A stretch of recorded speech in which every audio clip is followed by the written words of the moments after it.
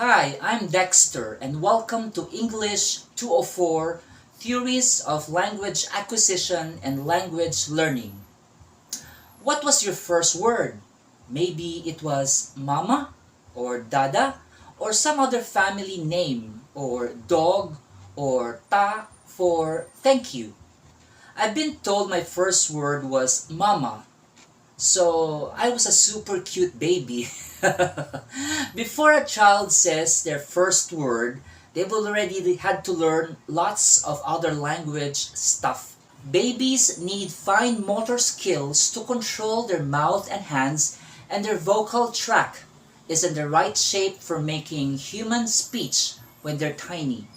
There's also a lot that has happened in the brain before first words. This is why it takes around a year for a baby to say their first word, but you can leave your first lesson in a new language with half a dozen words. In this video, we'll learn about language acquisition both when we're young and as we get older. Learning a language isn't like learning that the moon orbits the earth. One fact and you're done. Instead, it's many tasks across all the levels of language: phonology, morphology, semantics, and syntax, and so much more. This is a long-standing distinction in the research between the study of child language acquisition and adult language acquisition. Some linguists think that this happened by entirely different processes, and some think they are almost the same process with some tweaks.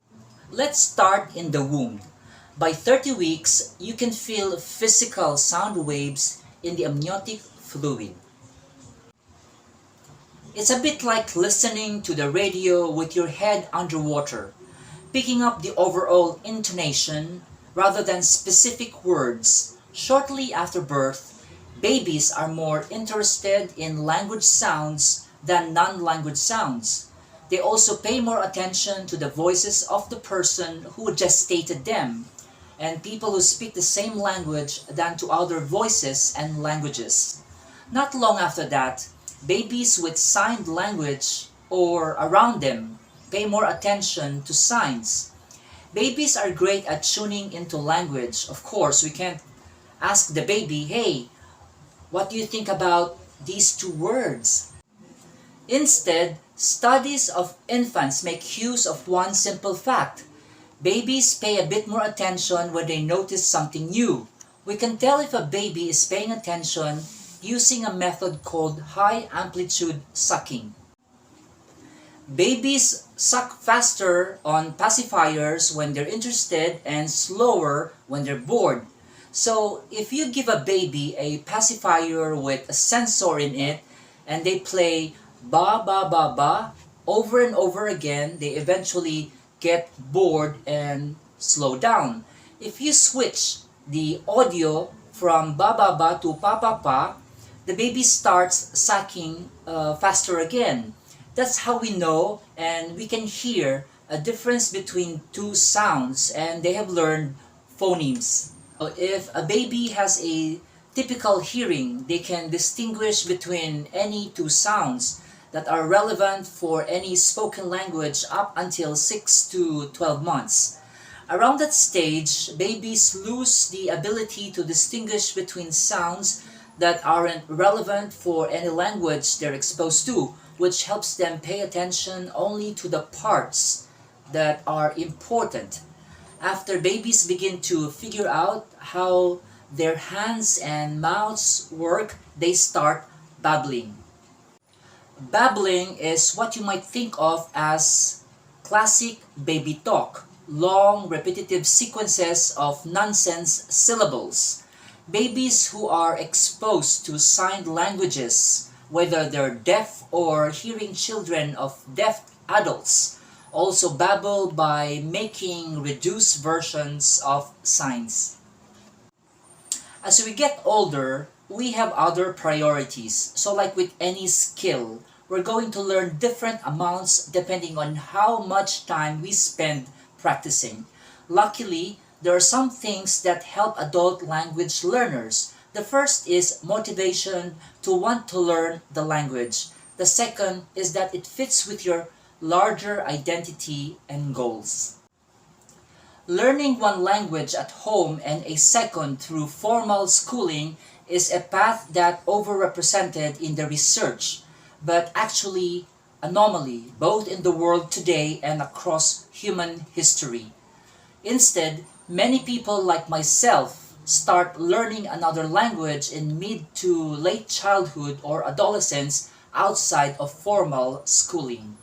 Some people use different languages in different domains like at home versus at work or with friends versus in public. In fact, they might end up with domain-specific vocabulary words that they only know existing in one language.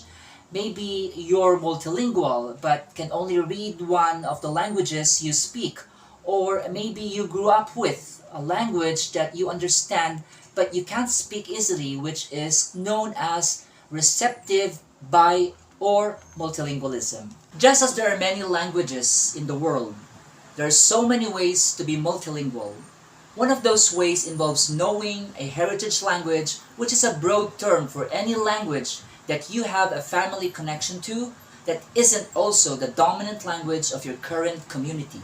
It may be a language that you still know quite well, a language you have some knowledge of, or an ancestral language that you haven't been connected to for several generations. Sometimes people lose touch with a heritage language because their parents were pressured, implicitly or explicitly, to not speak with them, but research has now shown that it's actually great for kids to grow up with several languages. Regardless of how or at what age you do it, learning languages is a great way of understanding more about language works and being able to connect with more people. Ultimately, language acquisition enriches our lives, broadens our horizons, and empowers us to engage actively in the world around us. See you next time as we cover the next chapter of language acquisition and language learning. Agyaman amin kada kayo, Diyos ti agmina.